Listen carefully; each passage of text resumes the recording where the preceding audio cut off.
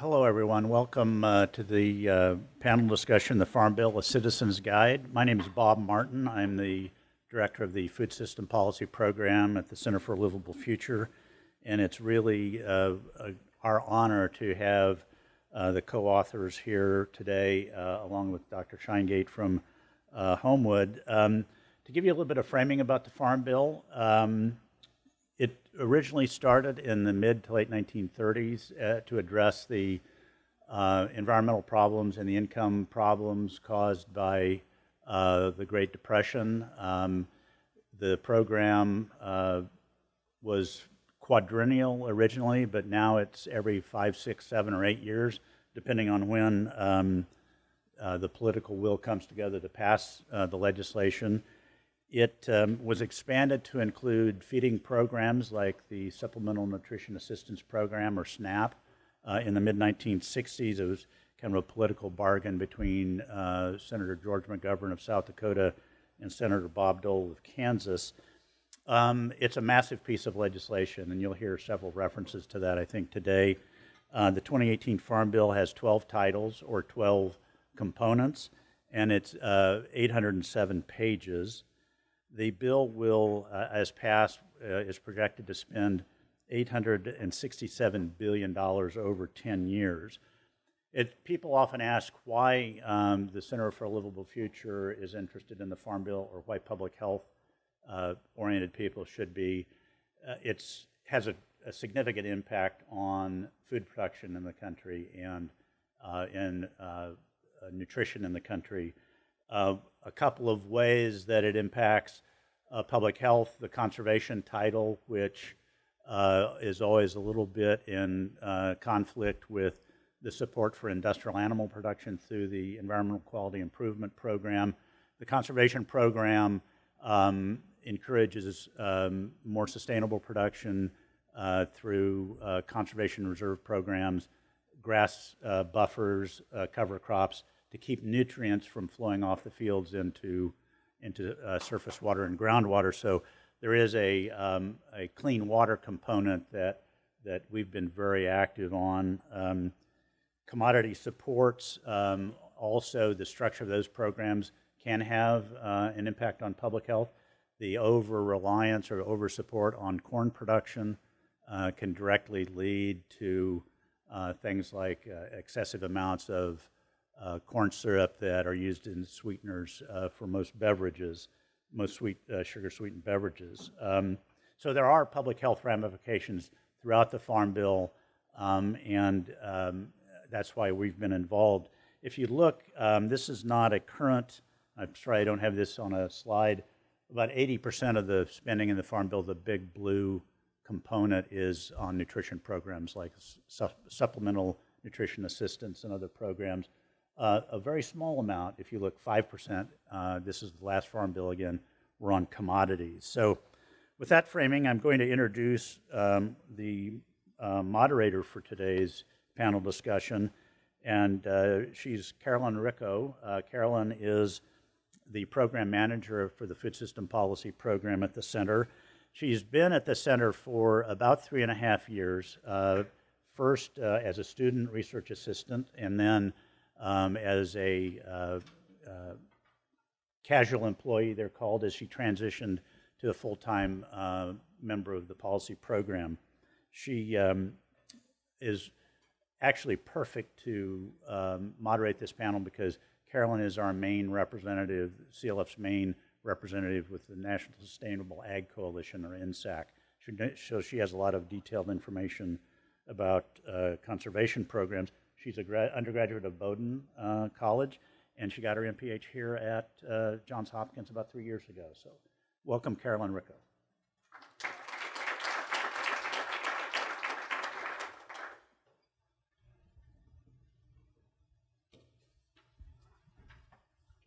Thank you, Bob. So I'm very excited to be here today. As Bob mentioned, I was the representative and am the representative to the National Sustainable Agriculture Coalition, and we did a lot of work this last year and more on the Farm Bill and trying to make those stronger connections for policymakers, for those in public health, about why the Farm Bill is important to our health and our food system. So not only am I excited to be here today, but I'm very excited to introduce and welcome our guests. We have Dr. Adam Shinegate and Christina Badaracco and Dan Imhoff with us. And I just want to start by saying that I have personally found Dan and Christina's book to be a remarkably concise and comprehensive and compelling guide to the Farm Bill and to ways that we can engage in policy around it. And I say remarkable because the Farm Bill is a rather hulking, opaque piece of legislation that covers everything from broadband internet to wetland preservation, farm disaster payments to nutrition assistance. And you can't just take it from me. One of our leading nutrition thinkers, Marion Nestle, wrote an article in 2016 to Politico titled, "The Farm Bill Drove Me Insane." So if your eyes ever start to glaze over or your head starts to spin with acronyms when you think of the Farm Bill, then I encourage you to keep in mind a few quotes that I picked from this book. If you eat, pay taxes, care about biodiversity, worry about the quality of school lunches, or notice the loss of farmland and woodlands, you have a personal stake in the Farm Bill. Also, the Farm Bill is one of those subjects to which, once you start pulling a string, you find the whole world attached.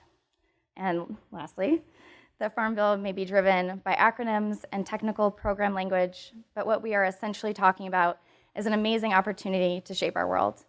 So I'm thrilled to hear from our speakers and the authors of the book, The Farm Bill, A Citizen's Guide, and also very excited to have Dr. Adam Shinegate with us, one of Hopkins' own, to help shed some light on the politics around food and farm policy. So I'll begin by introducing our panelists, our panelist here. Dan Imhoff is an author, musician, and artisan food producer who has written for 25 years on topics related to ecological sustainability. He's written numerous articles, essays, and books, including Food Fight, The Citizen's Guide to the Next Food and Farm Bill, Paper or Plastic, Searching for Solutions to an Overpackaged World, Farming with the Wild, Enhancing Biodiversity on Farms and Ranches, and Building with Vision, Optimizing and Finding Alternatives to Wood. He also served as the editor of CAFO, The Tragedy of Industrial Food Animal Factories, and is a co-editor on Farming and the Fate of Wild Nature. He lectures regularly on a wide variety of topics, has appeared in hundreds of national and regional radio and television programs, and he's also the president and co-founder of Watershed Media, as well as the president and co-founder of Wild Farm Alliance. This is a national organization that works to promote agriculture systems that support and accommodate wild nature. He received a BA in International Relations from Allegheny College and an MA in International Affairs from the Maxwell School of Public Affairs at Syracuse University. And I'd like to invite Dan to share just a few opening remarks. Yeah, that works. Hello? Yeah, good. Can you hear me without, or do we need this for the video? We need this for the video, okay. My name's Dan. Anybody here come from a family that receives farm subsidies or any kind of program assistance from the Farm Bill?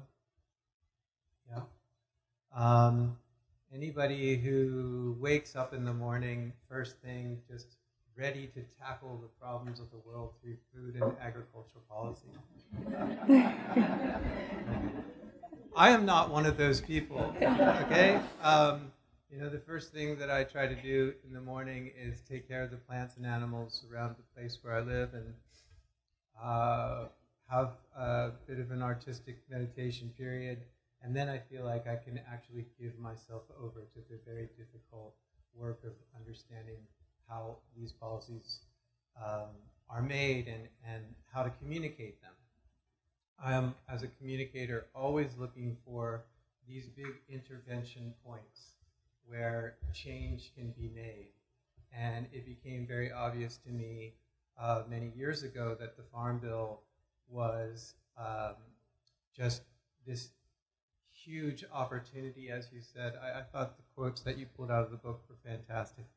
And yes, it's $100 billion every year that is really ours to try to make things right, to try to make things better, to account for things that the market doesn't account for, so that our farmers are taken care of, but also our land, our water, the natural world on which we depend, our agriculture depends, is taken care of. And also that the poorest among us are fed, and fed as well as we can do, and even our kids. So a couple stories. I was working on a book called Farming with the Wild, and was going around the country. I was amazed that there were actually these government programs that paid farmers not to farm, that paid farmers to increase habitat and just the natural systems around where they were farming. And I was in Wisconsin, in the Coon Valley. And the Coon Valley was one of the very, very first watersheds where the very first soil erosion projects from the 1930s were established. And this was a place where many successive generations, a couple of generations of farmers had come in. They plowed up all the slopes. The hillsides were completely collapsing. The watershed was also extremely degraded. And in came the government. I met these old Norwegian bachelor brother farmers. And the story was like only one of the brothers ever missed a day of milking because he had to get a driver's license. Anyway, they pulled out this contract that their father had signed during the 1930s, during these early farm programs, and it was very dusty, but like multi-paged. And the one brother was saying he could still feel the lime burning in his eyes. So the government came in and they had these programs to try to replenish the soil, to stabilize the hillsides, to come up with these interplanting programs that were really meant to not encourage bad agriculture. And their father also had to have a conservation plan on his farm. Aldo Leopold and some of Aldo Leopold's team, one of our greatest conservationists ever, was working in that area during that time. And they also had to guarantee that in getting subsidies and getting basically loan supports from the government, that they would leave a certain percentage of their land unharvested, fallow, just resting, idle. And there was a couple reasons they were doing this. One was to protect the soil, which was literally blowing away during the Dust Bowl. But the second was to control the supply, because overproduction was really the enemy of the farmer. And the farmer was trying to keep pace with an industrializing economy. And the only way that they could really get ahead without cooperatives and other economic models was to grow more. And the more they grew, the more they produced, the lower the price went. And they eventually went into areas that should never have been plowed. I tell this story because this is part of the genie that got left out of the bottle in the 1930s. And it's the legacy that we deal with every 5 years today. That genie was that the government had a big role in our agriculture and in trying to protect and conserve natural resources across the landscape, and also to feed the hungry. Many, many years later, I think our programs have been completely turned upside down. Very, very complex thing to try to manage agriculture from Washington, D.C., and without really specific regional biological knowledge on the ground. But that's very much how these early programs started. And it's true, when you start to pull the string of all these programs now that have been evolving for nearly 100 years, you do find the world attached. We can have commodity supports for our corn or our commodity growers, wheat, rice, soybeans, And we can find that by incentivizing, subsidizing our producers here can have a really, really powerful negative impact on growers in other areas. And by subsidizing a grower for increasing his ability to massively de-water an aquifer, we're also having this big impact across the land. So I think my main, if I can just hope that you take away one thing, I'm not a person that wakes up in the morning driven by solving highly bureaucratic topics. However, if I can learn about the Farm Bill and make it understandable to people as a huge leverage for change, then anybody can. And also $100 billion over a 10-year period, $1 trillion, is a huge amount of money. And right now, the way I see it, no matter how we slice it, we're being very irresponsible in how those $100 billion are allocated. We have so many challenges that are before us now and in the future that we really need to get a handle on these programs and bring them up to date with a vision for quite a different food system that we have today. So, Thank you. I think I should be okay with my mic here. Can everybody hear me? All right. Thank you, Dan. So next, I'd like to introduce Adam. Dr. Adam Shinegate is a professor and chair of political science at Johns Hopkins University. His most recent book is Building a Business of Politics, The Rise of Political Consulting and the Transformation of American Democracy. He's also the author of The Rise of the Agricultural Welfare State, Institutions and Interest Group Power in the United States, France, and Japan. Adam teaches courses on American politics and institutions at the graduate and undergraduate level, including a popular seminar on the politics of food. Before joining Johns Hopkins, Shinegate was a prize research fellow in politics at Nuffield College, Oxford. He is also a past recipient of the Robert Wood Johnson Foundation Scholar Award in Health Policy Research at the University of California, Berkeley. And he served as the Mary Ball Washington Visiting Professor in American History at University College, Dublin. Would you like to make your remarks? Thank you. Thank you. I'm very excited to be here. And as Carolyn said, I'm a political scientist, and so I would just want to say a few words on the politics of the Farm Bill, and also to really congratulate Dan and Christine on this terrific book, which itself is an important political act. And to pick up on something that Dan said, and also getting back to what Carolyn said, the fact that the Farm Bill makes your head hurt, or the fact that it makes your eyes glaze, is an enormous source of power for the people who benefit the most from the Farm Bill. And the act of writing a book that makes the details of the Farm Bill accessible to us is an important political act that potentially can change the asymmetries of power around the Farm Bill. And so I just really want to congratulate them on that achievement, which is really hard. The other just quick point I want to make about the Farm Bill, and without, it's very, because of its technical nature, one can, really nerd out on it, and then your eyes will glaze over.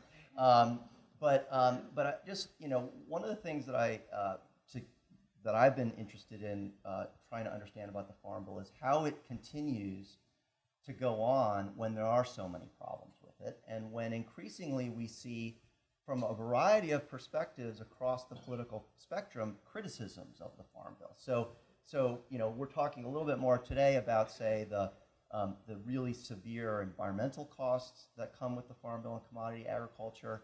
But it's also, as many of you in this room know, in recent years, from the political right, attacks on SNAP and feeding programs that are an important part of the political compromise that allows for the continuation of this Farm Bill. And so what I'm trying to understand is how this House is still standing when there are termites eating away at the foundation. And I think that there are a couple of dynamics involved. Part of the increasing awareness on of the problems of commodity agriculture, as well as the undermining of this political coalition that, as Bob said, dates back to the 1960s. I think the question maybe to ponder is how or to what extent does that create an opening for change? Does it create a possibility for new kinds of coalitions to come about that bring together different perspectives around the Farm Bill or around food and agriculture policy? I mean, I'm not going to bet that they will, or I'm not going to predict that they will, but there's a fragility in the current system that has not been the case before. And that bears watching, as well as, again, from a political perspective, and some of the other work that I've done with folks in this room too, is the degree to which those who currently benefit from the status quo are working very hard to shore up this thing. And there I'm speaking particularly of commodity agriculture, the food industry, and the like. They're pouring lots of resources into keeping this thing going. And again, I think we could consider how that fragility might present an opening for a new kind of a new orientation to some of these programs. And then lastly is sort of even within the continuing operation of the Farm Bill politics as we know it, again, many of you are aware of this, the sort of under the radar developments in smaller programs that over time have really grown and I think will continue to grow, but again, and maybe returning to my first point, is they need to be publicized more. They need, that we all need to think about how to communicate these more broadly so that even more folks understand the stake that they have in the Farm Bill. Because as it currently stands, the folks who benefit the most are the ones paying the most attention.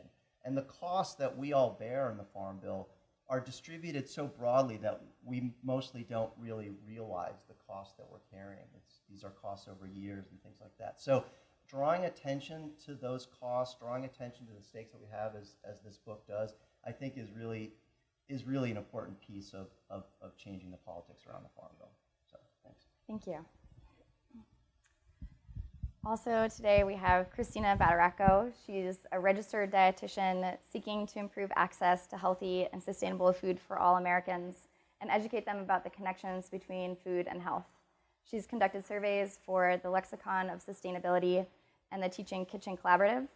She's conducted clinical nutrition research at the National Institutes of Health, done menu planning and nutrition education at the Oakland Unified School District, and communications at the EPA's Office of Water. She's also enjoyed contributing to children's gardens, farmers markets, and a number of organic farms. She's also taught and tutored in science and writing for many years and contributes monthly articles about nutrition to the American Institute for Cancer Research and Soulful Insights.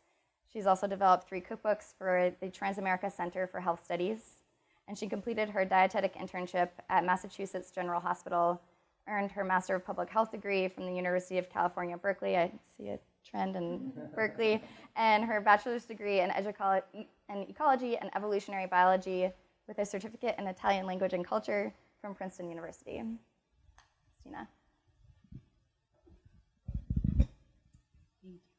Hi, everyone. I'm really excited to be here with you all today. I guess I will start off talking about my experience briefly at the EPA. So coming out of college, I was really excited to go into the environmental field. I moved down here, or just south of here, I guess, to DC. And I worked in the Office of Water. I was very interested in agriculture at the time, and I was doing a lot of education, communications related to nutrient pollution.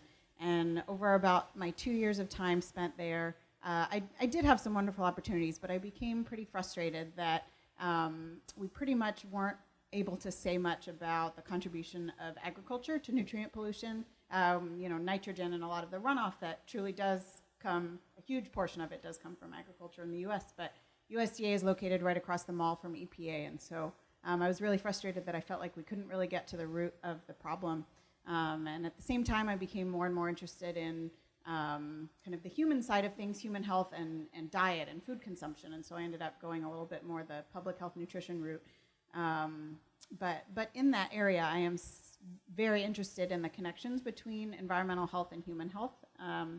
And so throughout all of my work, whether it's working with clients or writing, or in this case, writing about food and cooking or writing about the Farm Bill, I really want to help improve the way Americans are eating to try to address some of these problems with environmental health. And as it relates to the Farm Bill, I hope and I think this is something that's starting to gain attention, that we have a huge discrepancy between the type of food system that is really created by the Farm Bill in the US is in such stark contrast to our dietary guidelines for Americans and the way any clinician hopefully would ever recommend that Americans actually eat.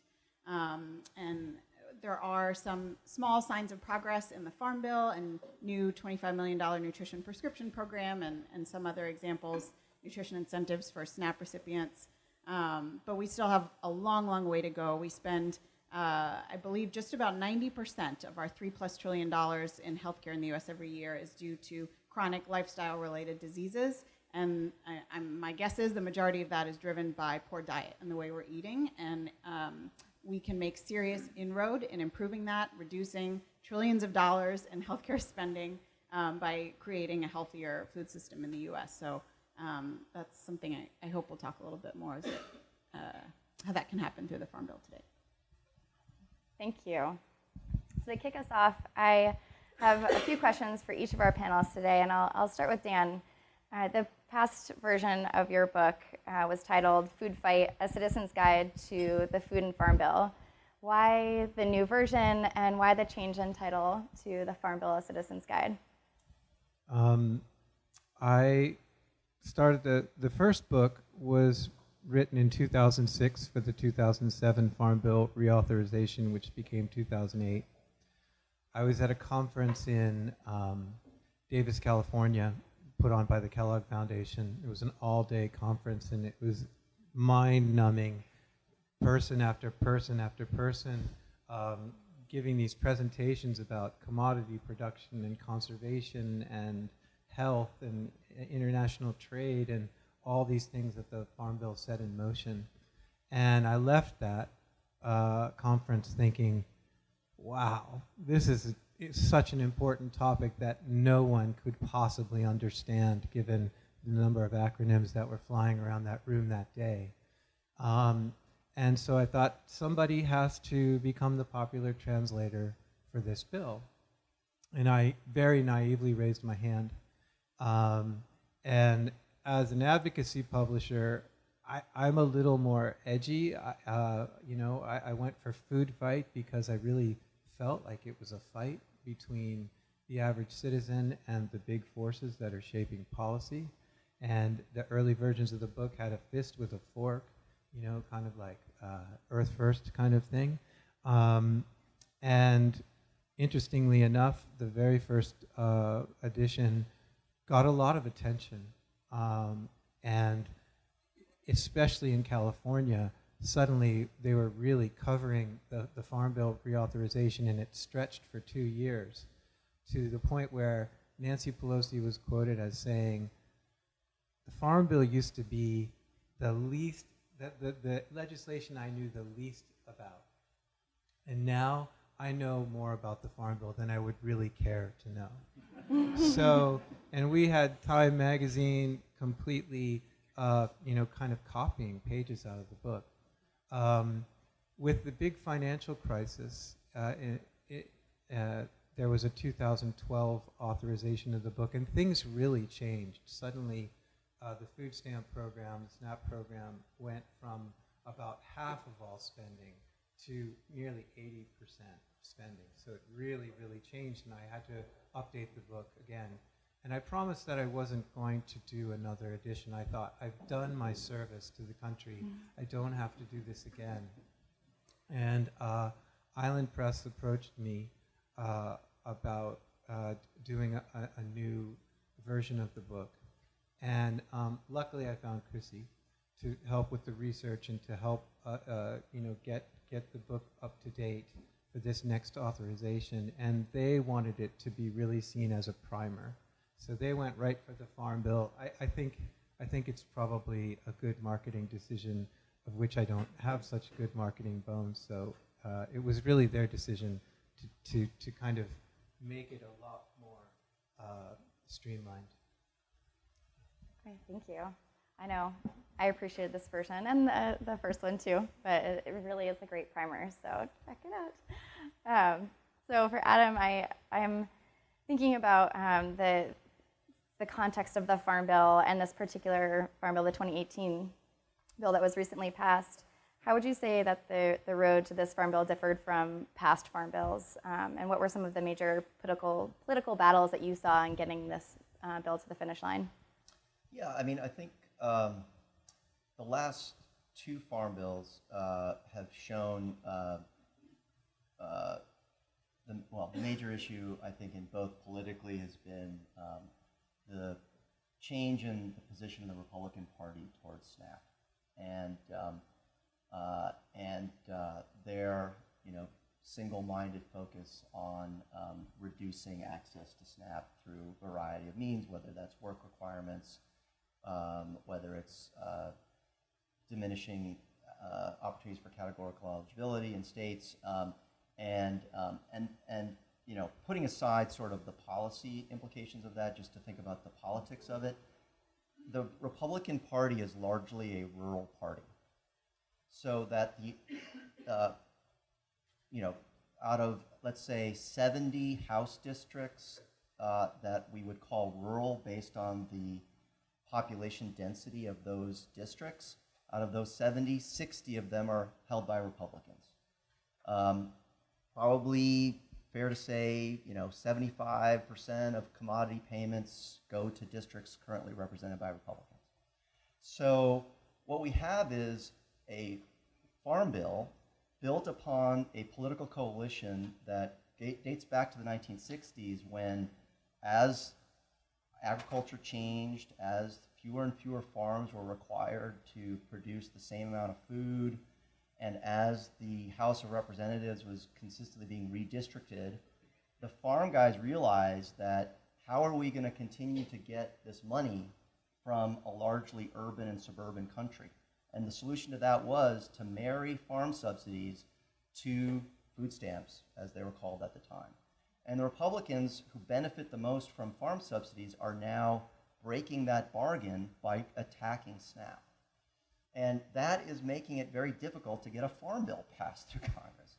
And it's, again, one of these sort of puzzles about sort of ideology and governing that, you kind of scratch your head sometimes. But what we have now is it's very difficult for the Republican Party to vote for a farm bill, because the farm guys want the farm bill. I mean, the rural parts of, the Republican Party want the farm bill, but the suburban Republicans won't support the farm bill because of SNAP. And so what we saw, an unprecedented occurrence in 2013 is when the Farm Bill loses on the floor of the House of Representatives under a Republican majority because Republicans won't vote for it. Well, more precisely, because the right wing of the Republican Party won't vote for it. So that's a change. And then now in 2018, again, the Farm Bill dies on the House, not because of SNAP, but because of the right wing of the Republican Party wanting to get a vote on immigration. And all of this speaks to sort of the way in which, the old Farm Bill that Nancy Pelosi experienced, where whatever comes out of the House and Senate Agriculture Committee just gets passed. We don't live in that world anymore. And so it's a much more fraught and politically contentious issue because of SNAP and because of the Republican Party not willing to support SNAP.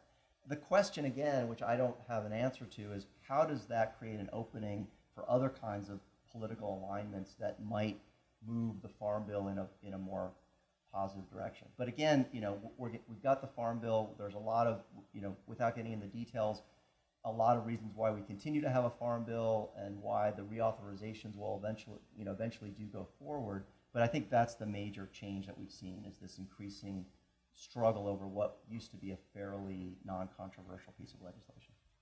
Thanks, Adam. Christina, up next. One of the really interesting links that I found in the book, that the book highlights, is that between food security and national security. And while this relationship between food security and national security has persisted over time, what it looks like has shifted. And I'm hoping you can talk a little bit about what that connection is and how that reflects the health of our nation. Sure, absolutely. So looking back to maybe half a century plus ago, we had a very different situation when we think about our armed forces and nutrition and health. We have a figure in the book that about 40% of Americans were rejected from serving in the military due to malnutrition. So that might mean deficiencies, that might mean being underweight for whatever reason they weren't able to get enough to eat. And that ended up serving in a great extent to kind of stimulating and building up our national school lunch program to make sure that young Americans are being nourished and able then later on to potentially contribute in the military. Today, we have a very different situation where almost a third of Americans between the ages of 17 and 24 are too obese to be able to fight in the military. Almost a third of Americans. And I'm sure if you look over age 24, that percentage would be higher looking among Americans.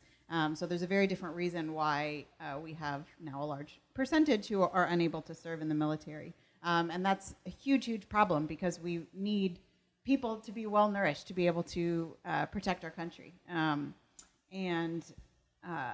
So there are, I think, a few different ways to potentially address that.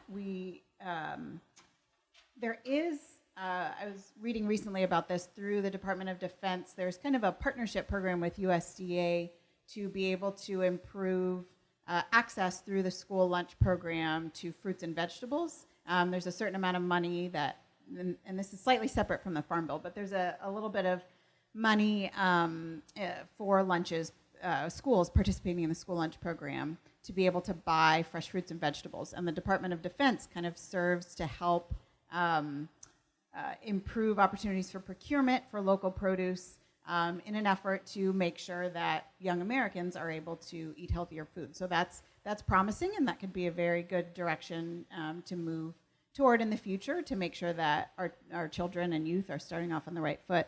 Another area, I'm not sure this is really talked about too much, but I learned about last year, while I was living up in Boston, one day during my internship, we toured the Natick Army Labs, which are just south of Boston. And my guess is maybe some of the most prominent research going on related to kind of health and nutrition and food service within the military in the U.S. And we as dietitians to be were shown a lot of the different food products that were being developed for the military and told more about kind of their diets. And my mouth was, I was kind of aghast looking that all of the food that they're sent is comprised of processed soy, high fructose corn syrup, and all of these commodities that we're talking about in the Farm Bill right now. And I don't necessarily have a better answer right now. I know that the food that a lot of people overseas and in training need to eat needs to be shelf stable and energy dense, but my goodness, I'm sure we need to be feeding our military better quality food than high fructose corn syrup and soy protein isolate and all of these things. So that's a direction I'm not sure people are talking about too much yet, but I hope we start to make major inroads going forward, because it's also a huge problem that many people have to leave the military because of weight problems or health problems.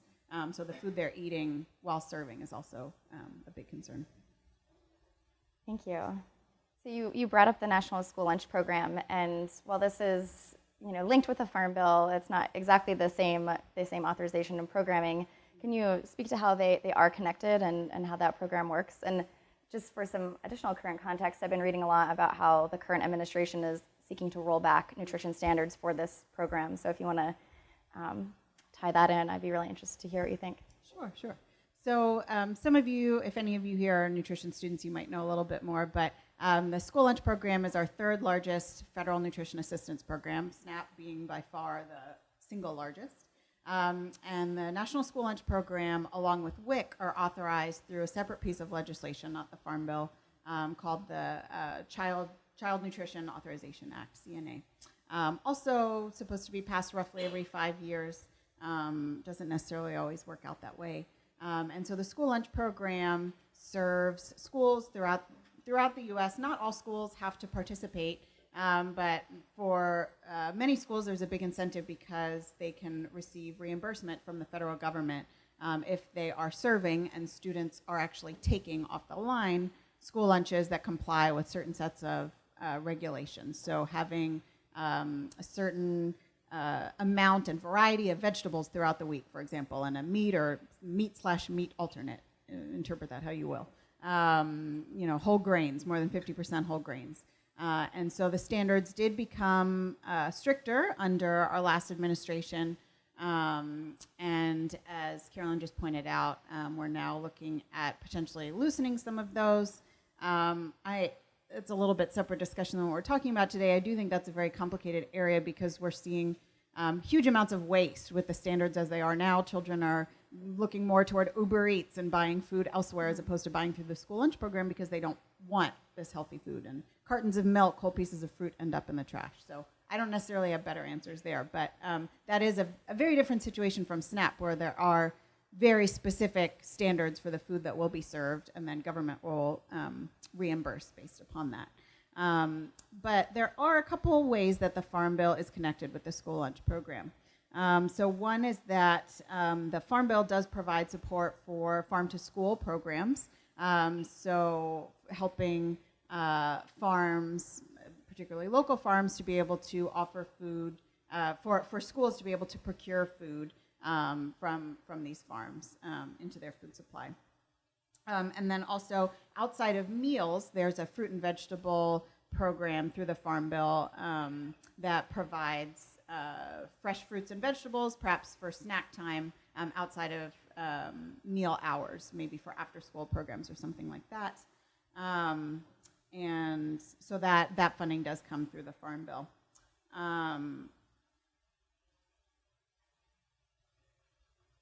So I guess those are really the most direct ways, I guess, Farm Bill funding impacts the school lunch program, but I can certainly add to that related to all the other different ways we'll talk about, that the Farm Bill subsidizes food in the U.S. and creates a food system with abundant, cheap processed commodity foods. Those also end up flooding the school lunch program.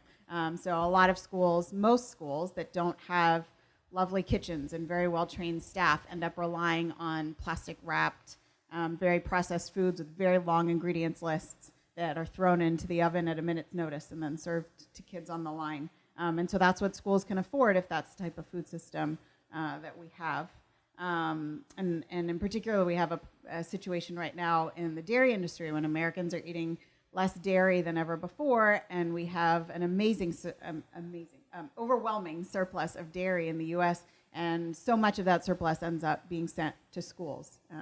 But again, I think we're finding kids aren't necessarily eating all that dairy that ends up there. So that's another way I'd say the Farm Bill impacts the school lunch program. Thank you. So now that we have a broad picture of the way the Farm Bill and our food and farm system works right now, one of the things I really appreciate that you go into in your book is sort of laying out what our options are for the future. And there are a lot of ways to think about that, but one of them is the 50-year Farm Bill. And so general question for this panel, what does this 50-year Farm Bill look like? Why the shift from a 5 to 7 year to a 50-year? And what's really the feasibility of that politically? What are we looking at, and what do we need to get there? Okay. I think the important thing to realize is that the Farm Bill does change. So it started in the 30s, but it's going through, it had some seismic shifts. And so there is opportunity for change. The 50-year Farm Bill was introduced by a friend, Wes Jackson, at the Land Institute. And if anybody familiar with Wes Jackson's work and research, he's trying to perennialize annual crops so they actually function as a stable ecosystem. So it would be like creating prairies of mixed polycultures of crops that can be harvested and don't have to be plowed and seeded and cultivated and fertilized every year. And he's 35 years into this program, and I think it's not really going from a 50-year Farm Bill to a 5-year Farm Bill. It's really having a 50-year plan for agriculture to create a real agroecological farming system that we don't have, because ours right now is heavily Green Revolution based. It's based on hybrid annual crops that are heavily dependent on lots of chemicals, fertilizers, lots of water, to in cycles of degradation, basically. I mean, if you go through our country, especially our big farming regions, we have Flint, Michigans everywhere.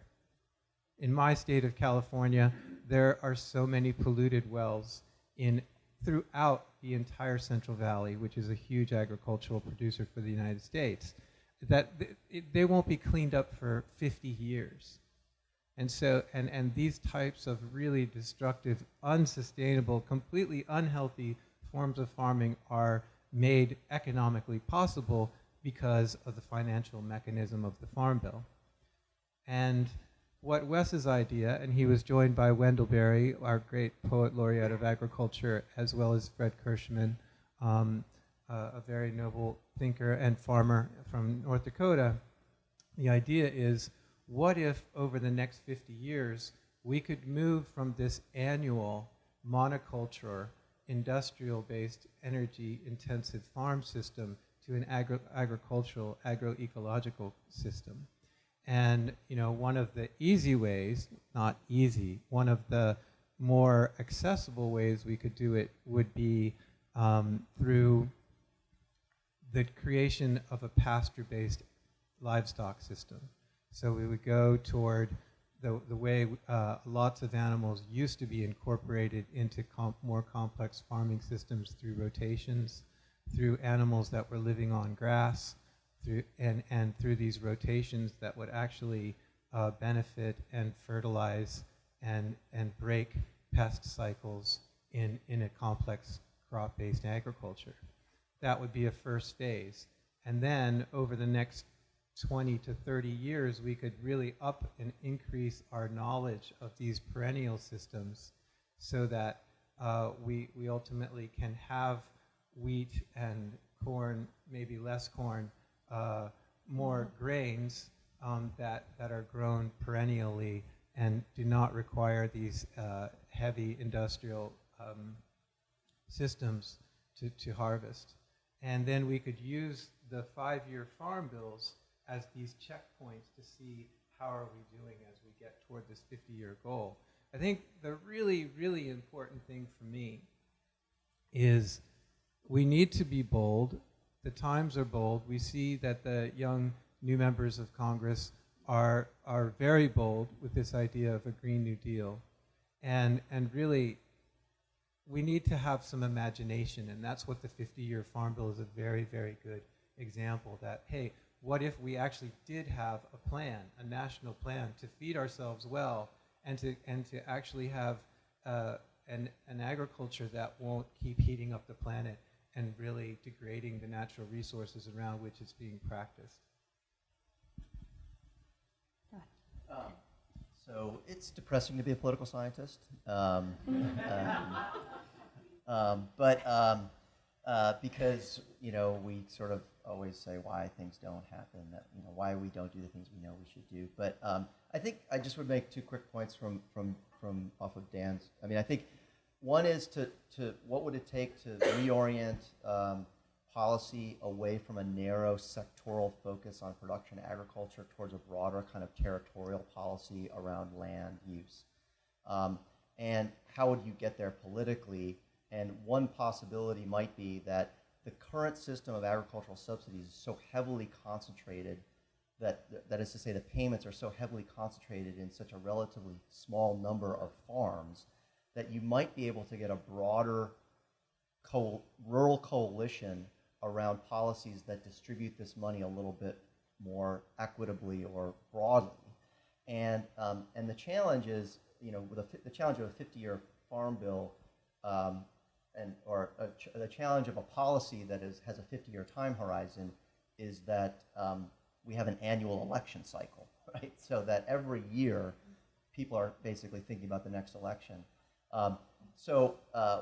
What kinds of arrangements in policy would alleviate that? Which is to say, what kind of policies would be popular among rural constituents that are consistent with the goals that we just heard about? And I think that's where creative thinking is possible, and that that this long time horizon idea, maybe that's a really effective way to frame things, or how do we think about these problems like climate change that are of time horizons that are longer than maybe we're accustomed to in politics, and then how do we get a group of folks together to hold politicians accountable on those issues? It's a very hard thing, but I think this is how to frame these questions is a critical first step.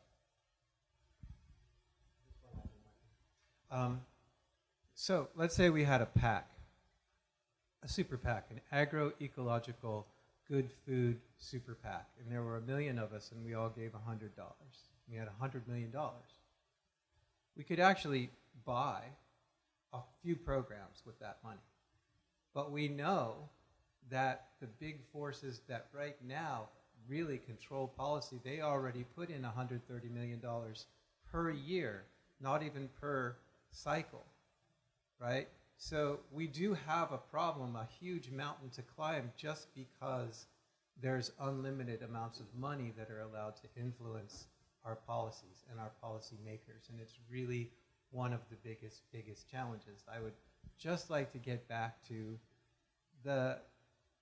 this last time we heard that the conservatives were really, really viciously attacking the SNAP program and trying to make it harder and harder for people to be eligible to feed themselves. And it's not like walking around money, right? They have to, this is for people that actually, the records show that they're working people. They're just kind of in between jobs. And it's a true hunger safety net. Okay? What happened this cycle was that lawmakers made it easier for big agricultural interests to get more subsidies without any work requirements, without any actively engaged farming requirements. What's now known as the 23andMe rule, right? Basically, if there's any distant relative in your farming family, they're now eligible, and their spouse, for $125,000 to be actively engaged in an operation that, so it's basically unlimited amounts of money that can go to a huge commodity agriculture operation, while those same folks are viciously attacking the work requirements for SNAP. I want to get back to those Norwegian farmers. There was a social obligation in the old days of the early Farm Bill programs. You didn't just get money for nothing. And it was basically a loan attached with conservation requirements. So we should be angry. We should be on the streets saying, hey, if you're getting $25 billion a year to support this highly destructive, completely unprofitable agriculture, at least you should have a conservation program in place. You should have pasture on the ground, some kind of cover crop on the ground year-round, sequestering carbon and protecting the soil, at least because there's going to be these super floods and these super droughts, and the soil is going to blow away and it's going to wash away, and you have to help us protect it. We'll help you protect it, but there really shouldn't be subsidization without a real long-reaching social obligation. That's, I think, truly what the 50-year Farm Bill is trying to say. Like, maybe we need to buy your combines and sell them to Brazil. And then, because they don't, they'll probably buy them. And then we'll take that money and help you buy fences and get pasture rotational systems. If it's simply an economic transaction, then we actually have to have really good economic solutions and creative solutions to make it happen. There's so much there, and there's so much to cover. I have like a dozen more questions that I want to ask, but we're running short on time, and I want to give you all an opportunity to ask questions of our panelists. So please fire. Brent. So I share all of your concerns. I'm just going to be the devil advocate on behalf of commodity subsidies, just for the sake of interesting discussion and for my own learning. So I'm just going to make 4 comments / questions about commodities. And I bring this up because whenever I talk to anyone about the Farm Bill, there's always this immediate ire around this concept that we're the government is giving away free money, direct payments to farmers of corn and soy. So first question / clarifying point. So my understanding is that direct payments were phased out in a prior version of the Farm Bill, and that subsidies have now taken on other forms like subsidized crop insurance. Which makes me wonder, second, is the ire toward commodities justified? Because it seems there are ways to leverage commodities for good. If subsidized crop insurance is linked to conservation compliance measures, isn't that a case where we're actually incentivizing farmers, for example, to protect wetlands? Third point, I was wondering if you could talk a little bit more about why commodities have come to be. My understanding is they exist for a reason. They're a band-aid because we've taken away price controls. And maybe could there be bipartisan support to actually bring price controls back? Fourth and final point, there was an economic analysis out of Tufts that suggested that subsidies for corn and soy are not actually linked to cheap corn syrup. Reason being that when we buy that bottle of soda or that box of cornflakes, we're actually paying for the packaging and the marketing, and that the actual value of the corn itself is negligible. So whether or not we're subsidizing the corn or not makes no difference in terms of how much soda we're actually drinking. So again, just being the devil's advocate for discussion, love to hear your thoughts. Thanks. I can start and then hand the mic around. I guess potentially number 4 I can talk about first. I haven't read that in particular from Tufts, although I know they do a lot of great research related to SNAP and the Farm Bill and otherwise. So I guess that's definitely a great point that so much of the money that farmers are actually getting when we purchase a bottle of soda or really any piece of food now, less than ever before in history. Farmers are receiving less money per dollar than ever before in history that we as consumers spend. So there's definitely a disconnect there. But the market continues to be flooded by a huge abundance of corn, of soy, and other products that we're looking for essentially outlets for what to do with them. And so we end up processing soy into all different types of isolated protein, and it's in the bars and supplements that people are eating these days, and it's getting into animal feed, both corn and soy in all different forms. We're turning so much of our corn into ethanol. A lot of it, again, we're not even eating. So we have so much of these commodities that we need to find ways to use them up, essentially.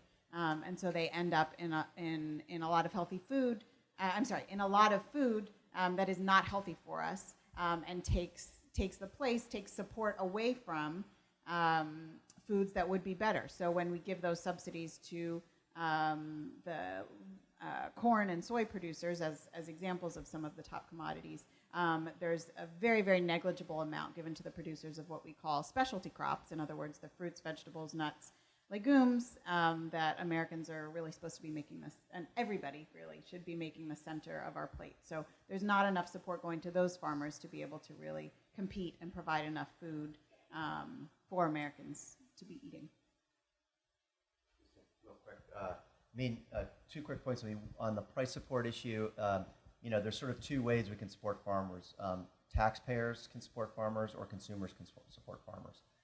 And when consumers support farmers, that's through higher prices. When taxpayers, it's through these direct transfers.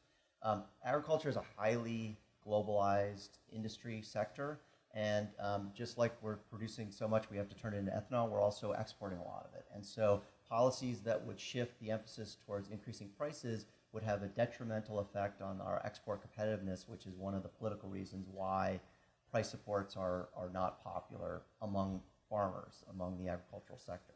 So that's part of that. I think the other political piece that jumps off something Christine said about the food industry is tied to subsidies because of the way that it makes their inputs cheaper, and not just in terms of the corn soy complex for processed foods, but in particular for livestock production. And so again, I think even though there might not be an economic link that can be identified cleanly that shows the contribution of subsidies to, say, diet-related disease, I would venture to guess that the political alliance between the food industry and commodity agriculture is tied to the fact that the subsidies make their inputs a lot cheaper. And the question would be, like, how would you peel that away? And I guess the last thing is, and this is where I'll hand it off to Dan as well, is this kind of the cross-compliance of environmental practices as a condition of receiving subsidies. I think we could definitely do much better on. It's much stronger in the European Union, for example.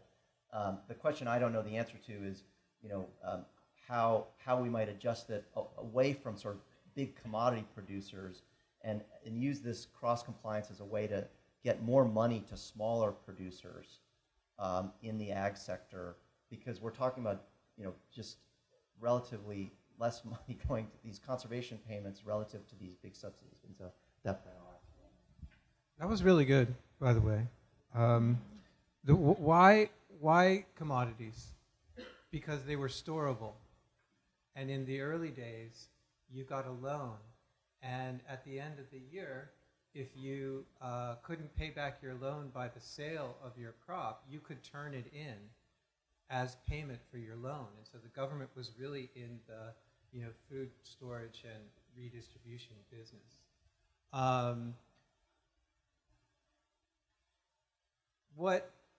This was the great point, I think, that you were just making, really, which is, what kind of producers are we trying to support?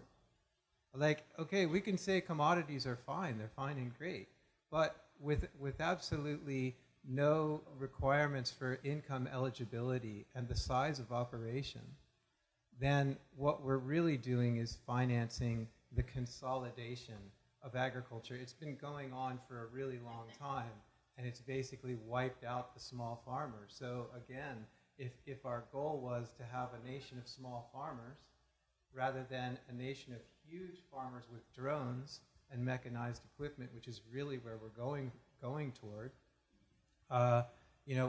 what's our policy goal?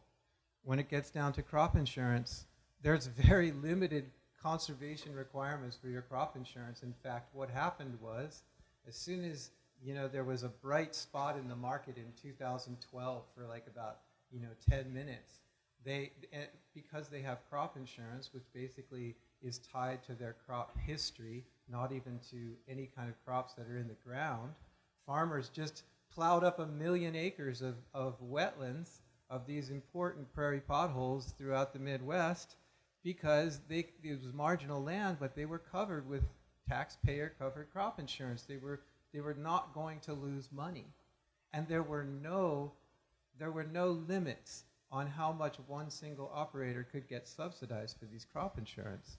And down to the soda, we also have a sugar quota, which protects a very, very small number of sugar producers in Florida and Louisiana and makes sugar a lot more expensive in our country. And so we could also, make soda with sugar, white sugar, refined sugar. In California right now, we're considering a 2-cent per ounce tax on sugar in order to fund a lot of these programs that we're talking about, education, affordable healthy foods, farm to table, and more access from good farming. So that's another policy option that we have on the table. I would love to take more questions, but given I like Brent's enthusiasm, because how I feel, put 4 into 1. I do want to give some time for those who are interested to look at the book, for Dan and Chrissy to do book signings. This session is due to end at 1:15, which is in 10 minutes. So if you have, we'll take maybe one more question, and then if you have questions to follow up after that, then we can come on up to the front of the room. Who had their hand up first? I think maybe you did. Yeah. Sorry. Great points, by the way. I grew up on a family farm in North Dakota. Corn and soybeans, commodity stuff, and then I spent the last 10 years working in crop insurance. So, real fired up about this stuff. So what I'm doing now in business school and looking to get into the venture capital money side of things to push sustainable ag is what I really want to do. But curious about here, and a point that I'd like to make about crop insurance is, I do agree that subsidies in crop insurance are most important, and they could do the most to make change. The problem with crop insurance is there's no good programs outside of commodities. So I think we missed the point on the functional difference for farmers, in that I was also a finance institution, and they need financing to get financing in crop insurance. And there just aren't good programs in that. So I'm curious to the panel, you know, the biggest part of them being able to continue and being able to shift what they're doing is just making it possible, making it achievable. And we're putting all the risk on the farmers, asking them to do that. So, any thoughts? Thanks for the question. Personally, I think that there's a lot of support for farmers. I think farmers are in a very, very difficult situation where overproduction is really one of the biggest enemies, but it's like their biggest. It's the farmers' only economic, plan at some times, if they're not diversified, is get as much as they can, harvest as much as they can, and hope there's some kind of failure somewhere else so that the price is high, rather than having some different kind of supply mechanism. For me, I would like to see over the next 30 years, maybe as long I might be able to live to see it, for Title I to become Title II. So to create these commodity systems that are always linked to some kind of conservation outcome, they have to be together. And I would say, truthfully, maybe we don't spend enough money on farming. And that's why it's so interesting. Like, hey, the Department of Defense, they want healthy soldiers. Well, they got all the money, so maybe they could help. They could help give a bunch of billions per year to get creative programs. The last thing I want to say, though, is this has to come from the farmers. Like, I don't think that somebody like me, I'm like a homestead farmer, right? They're not going to listen to me necessarily, but I'm a concerned citizen. But I would like to see more people take the lead of the practical farmers of Iowa they're very, very actively engaged in diversification, co-ops, just ways to help these small farmers through policies. And they're basically like self-organized policies to find ways to survive a very hard road.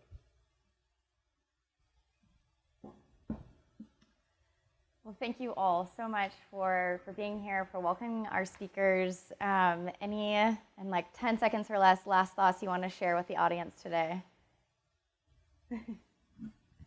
I could just add briefly, I guess. I think probably all of you who are here in the room here at Hopkins are, I'm sure, doing wonderful work and research related to the Farm Bill. So maybe not directly, but I'm sure all the work you're doing in environmental health, maybe in healthcare itself, and food production, and government programs is all really, really important information that can be used to direct the Farm Bill in the future. So whatever way you're communicating your research, whether it's publishing, making this information available to staffers on the Hill, members themselves, getting your information out there about what are the problems right now and what are actual evidence-based solutions to address some of these problems. I think there's definitely a wonderful role for all of you to play as well. Thank you. Yeah, I think we'll end on that. Thank you all so much, for our speakers.